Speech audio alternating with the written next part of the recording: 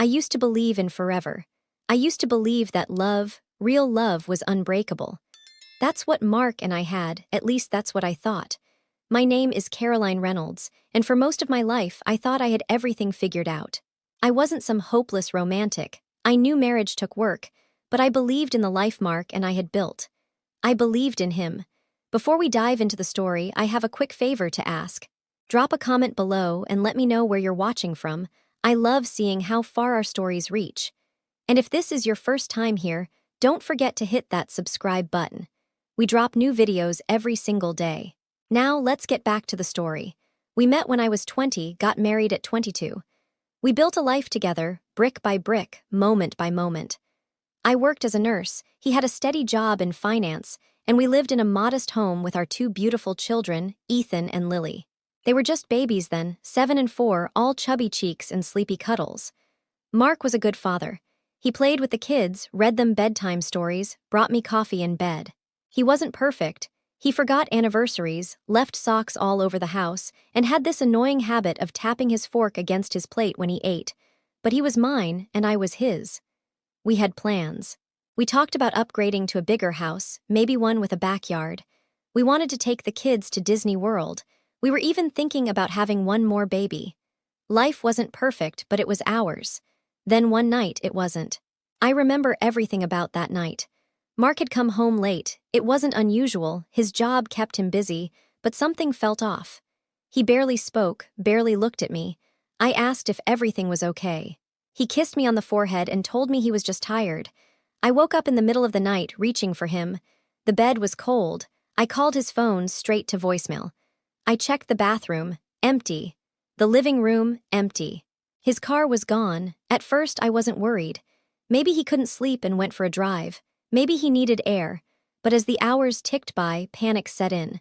By morning, I was calling hospitals, checking accident reports. Nothing.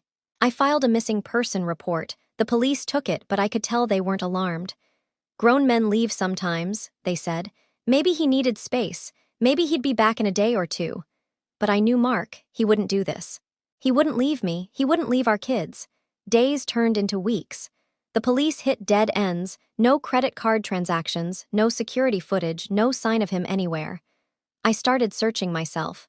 I checked motels, called old friends, even reached out to his family. But they knew nothing, or at least they claimed they didn't. The worst part?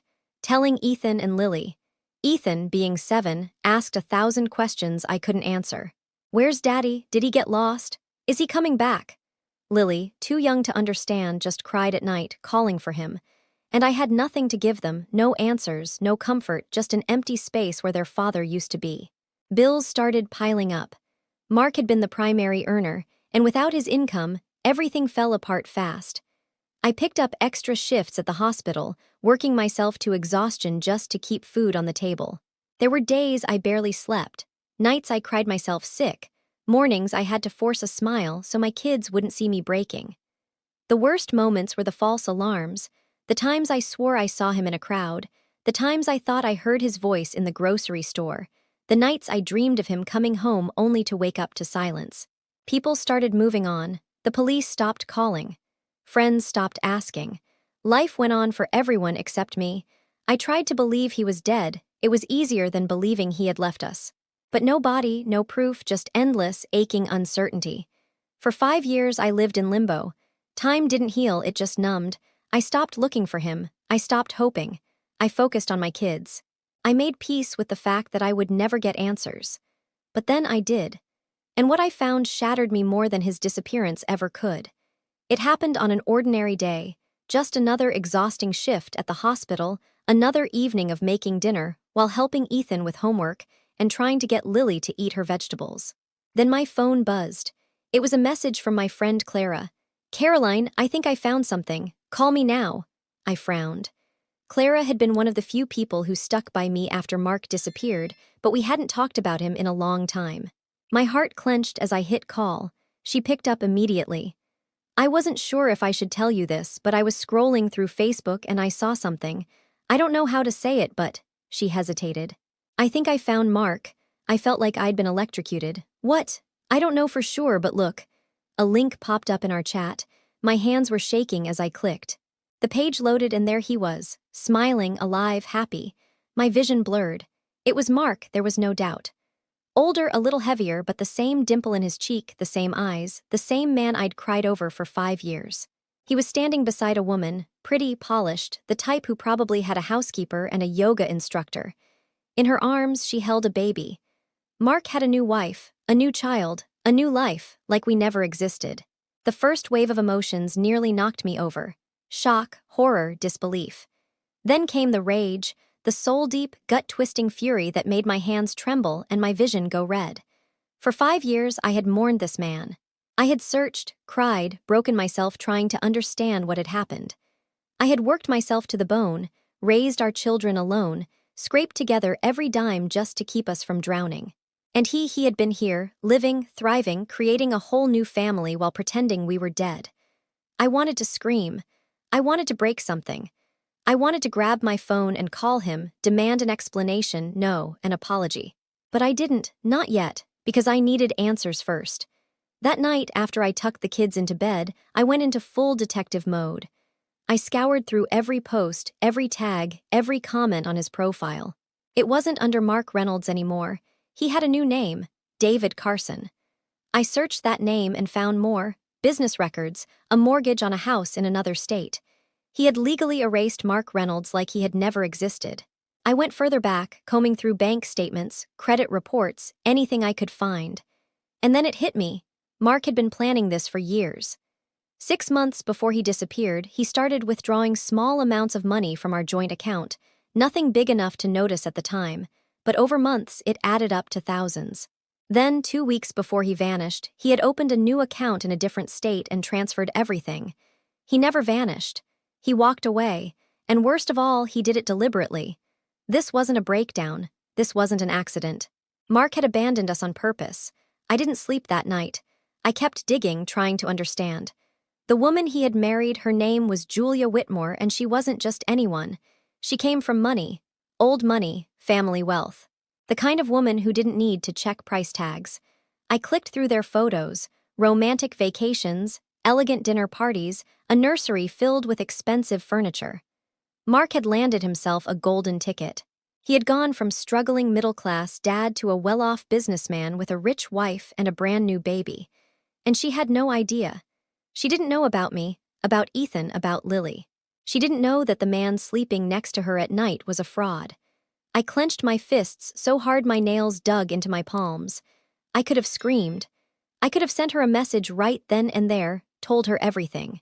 But no, that would have been too easy for him. Mark had spent 5 years carefully crafting this lie. 5 years living in comfort while I suffered. I wasn't going to let him get away with it. I was going to destroy everything he built. But first, I had to plan. I had to be smart.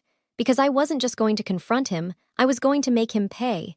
I wasn't just angry, I was focused. Rage is like fire. If you let it burn out of control, it consumes you. But if you learn to control it, to feed it carefully, it can become something powerful. That's exactly what I did. I spent the next 2 weeks gathering every piece of proof I could. Screenshots, legal documents, bank statements, old photos of our life together. I even pulled up our wedding pictures, me in my white dress, Mark standing beside me, smiling like he meant it. And then, when I was ready, I sent the first message. Julia Whitmore had no idea what was coming. I crafted my message carefully. No anger, no insults, just cold, hard truth. Hello, Julia. I don't know if you'll believe me, but you deserve to know who your husband really is. The man you call David Carson, his real name is Mark Reynolds.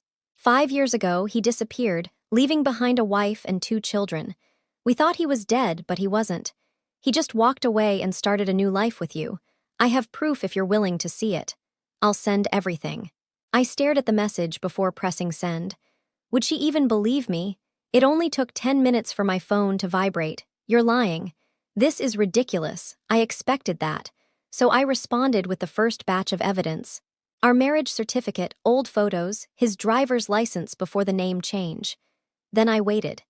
She didn't reply immediately, but I imagined what was happening on her end. Julia staring at the screen, her heart pounding, her mind racing, probably turning to Mark and demanding answers. Another hour passed, then another. Finally, a single message popped up. Please send me everything. so I did. And that's when her entire world fell apart. While Julia was dealing with her betrayal, I was handling the legal side. Mark thought he had erased himself, but there were still paper trails. He had stopped paying our mortgage before he disappeared, had left unpaid debts under his original name. And most importantly, he never divorced me. That meant, legally, he was still my husband. I filed immediately for back child support, proving abandonment and fraud. The courts moved fast. After all, he had faked his own disappearance. And just like that, Mark's carefully constructed new life became a crumbling house of cards. 3 days later, I got a message from Julia. I confronted him. He tried to lie, then I showed him everything you sent me. He finally admitted it. I threw him out. I closed my eyes, exhaling slowly. It was happening. I didn't need to see Mark's face to know he was unraveling. His perfect life, gone. The wealthy wife, gone. The cushy existence he'd built for himself, gone. And then came the court summons. I imagined him sitting in whatever cheap hotel he could afford after Julia kicked him out, opening that envelope and realizing he was screwed. He owed years of back child support. He was legally still married to me. He had committed fraud. There was no way out. I wanted him to feel trapped. I wanted him to feel that same powerless, sinking feeling I had when he disappeared. And I knew it was working when, finally, my phone rang. It was Mark. I let it go to voicemail. The next day, he called again and again. And then, finally, a text. "Caroline, please, let's talk." I stared at it for a long time. Then slowly, I typed back, "Fine, one time, in person." We met at a small cafe near my work. I chose it on purpose. Neutral ground, no emotions, no nostalgia, just cold reality. When he walked in, I barely recognized him. He looked wrecked. His shirt was wrinkled, his hair messy, dark circles under his eyes.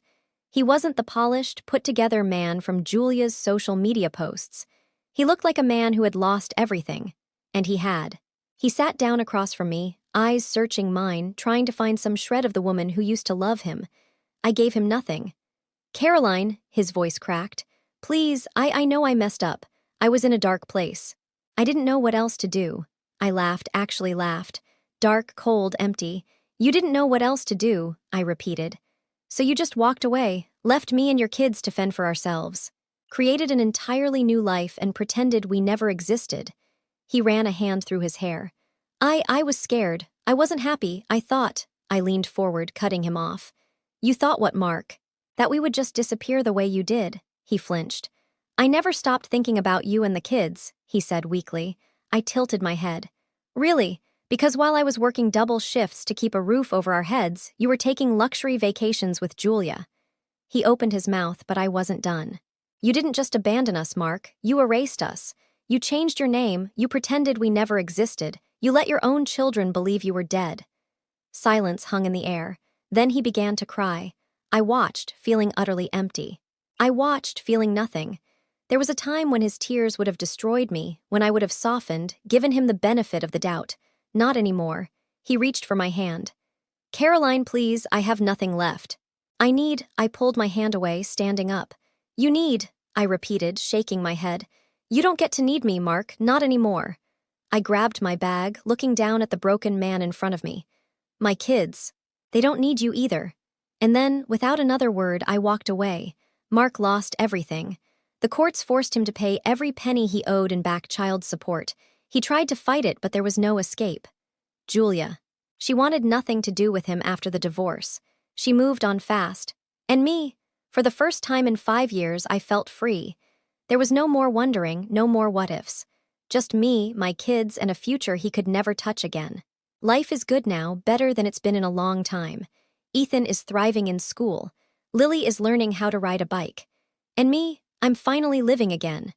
As for Mark, last I heard he was barely scraping by, working some dead-end job, alone and forgot. And honestly, I don't care. He wanted a new life. He got one. What would you have done if you discovered your missing spouse had been living a secret life with someone else? Would you have sought revenge like Caroline, or handled it differently? Let me know in the comments below. I'd love to hear your thoughts.